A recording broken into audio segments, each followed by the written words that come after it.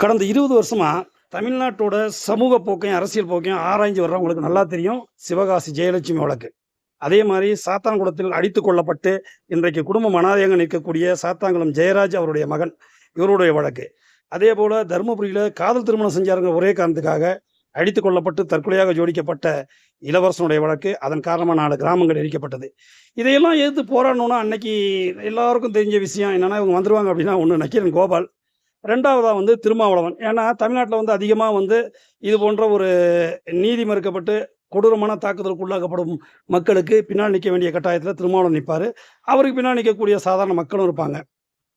ஆனா, இன்னைக்கு நடந்திருக்கக்கூடிய இந்த அஜித்குமார் கொலை வழக்குல இவ்வளவு போராட்டங்கள், மிகப்பெரிய தலைவர்கள் எல்லாம் போராடாத அளவுக்கு ஒரு தாக்கத்தை ஏற்படுத்தியிருக்குன்னா, அது சோசியல் மீடியாக்களுடைய பங்களிப்பு தான். ஏன்னா, நம்ம கூட வந்து 2ஆம் தேதி 12 மணிக்கெல்லாம் சொல்லிட்டோம். இந்த குற்றத்தில வந்து அந்த 5 காவலர்கள்ங்கிறது ஒரு அம்பு தான். அவங்க வந்து அம்பு எய்தவங்க வந்து அந்த நிக்கிதாங்கிறவங்க மேல தான் முழு கவனமும் நம்ம செலுத்தணும், ஃபோக்கஸ் பண்ணணும்னு சொல்லி 12 மணிக்கு பதிவு போடுறோம். ஆனா அது வந்து பிளாக் செய்யப்படுது. Facebookல போடுறோம். ஆனா அதே கருத்து 3ஆம் தேதி காலையிலாம் எல்லாருமே பேச ஆரம்பிச்சுட்டாங்க. அதிலயும் குறிப்பா தோழர் முகிலன், வழக்கறிஞர் ஹென்றி திவேன் இவங்களுடைய போராட்டம், அவருடைய வார்த்தைகள்லாம் சொல்ல முடியாத அவ்வளவு தெளிவா ஆணித்தரமா இருந்துச்சு.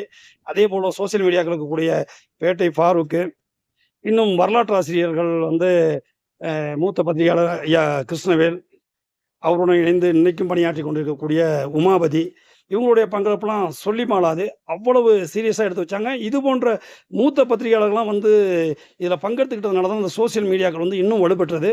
அதேபோல தம்பி கரிகாலன், இவர்களெல்லாம் ஒவ்வொரு வார்த்தைகளும் ரொம்ப சிறப்பா இருந்தது. அதுலயும் குறிப்பா தோழர் முகிலன் அவர்கள்லாம் வந்து தைரியமா அடிச்சு விட்டாரு.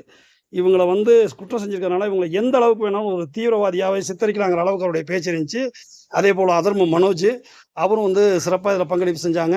Tribes TV, liberty TV, one India இப்படின்னா சொல்லிக்கிட்டே போலாம். இந்த இவர்களுடைய போராட்டங்கள்லாம் இப்ப மக்களுக்கு மிகப்பெரிய நம்பிக்கை வைத்திருக்கிறது. இவர்களுக்கெல்லாம் கட்டாரி டிவியின் சார்பாக வாழ்த்துக்களை தெரிவிக்கிறோம்.